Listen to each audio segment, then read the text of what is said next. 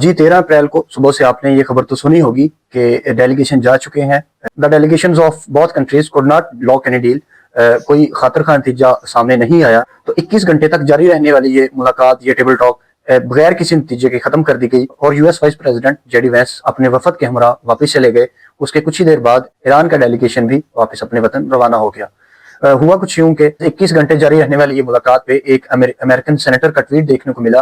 انہوں نے اس ٹویٹ میں ذکر کیا کہ جے ڈی وینس جو کہ ونٹر اولمپکس میں گئے تھے وہاں تو وہ 5 دن تک ٹھہرے رہے، مگر جب یو ایس ایران نیگوسیشن پہ بات آئی تو انہوں نے صرف 21 گھنٹے دیے، بغیر کسی نتیجہ لیے وہ ملک چھوڑ کے واپس آ گئے. تو بیسیکلی وہ تنقید کر رہے ہیں اور امریکہ کے اندر سے آوازیں آ رہی ہیں کہ انہوں نے بہت کم وقت دیا، زیادہ وقت دے کے، زیادہ کوشش کر کے اس سے بہتر حل، اچھا نتیجہ اخذ کیا جا سکتا تھا.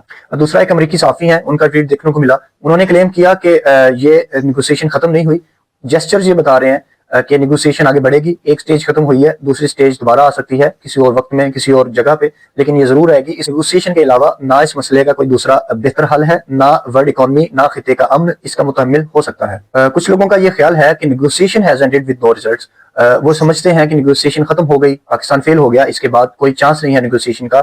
ایسی بات وہی کر سکتا ہے جو ڈپلومیسی کو سمجھتا نہ ہو.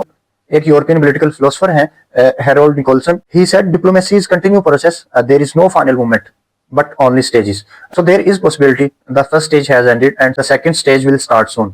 ہو سکتا ہے کسی بھی دوسری ملک میں بہت جلد کوئی دوسری سٹیج سٹارٹ ہو جائے، لیکن جو بھی ہے اس کا صحرا، اس کا کریڈٹ پاکستان ہی کو جاتا ہے کہ ان دونوں فریقین کو، دونوں ممالک کو جنگ کے میدان سے ٹیبل تک لانے میں پاکستان نے ایک بہت مؤثر کردار ادا کیا ہے، بہت اچھا رول پلے کیا ہے. یہ امن کو اس کی اشد ضرورت ہے. ہماری، آپ کی تمام لوگوں کی یہ دعا ہے کہ جلد از جلد یہ جنگ بند ہو جائے.